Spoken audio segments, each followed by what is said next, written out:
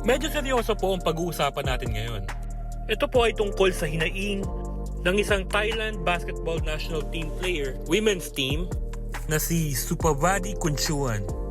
Pero singit ko lang mga tol, baka pwedeng pa-subscribe naman dyan. Ayon po sa isang article sa spin.ph, nakakaranas daw po ng online bullying ang mga Thai players, especially ito nga pong si Kunchuan. Para mas madali nating maintindihan pare-pareho, tatagalogin ko na lang po yung mga sinabi ni Kunchuan. Sabi po niya na ang mga Filipino fans nga daw po ay pinupuntahan pa ang kanyang mga social media account at yun, minumura nga daw po siya, binabastos, binubuli.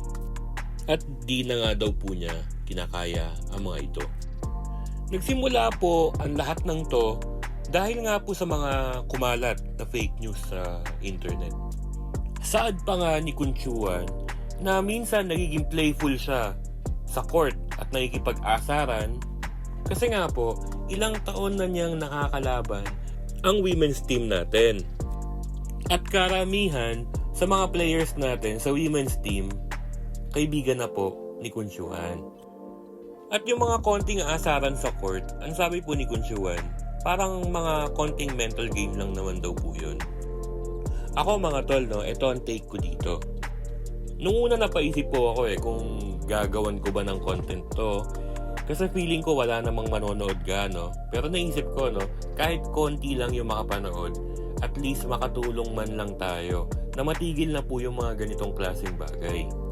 Mga tol, no, hindi po biro ang mental health. Hindi po biro ang depression. Hindi po biro yun. Kaya tigilan na natin ang fake news. Tigilan na rin nating maniwala sa fake news. At tigilan na po natin ang online bullying. Kung may mga lutuan po na ginawa ang federation at kung may mga ginawa silang kung ano-ano pang mga antics, hindi po kasalanan ng mga player yun. Salamat po.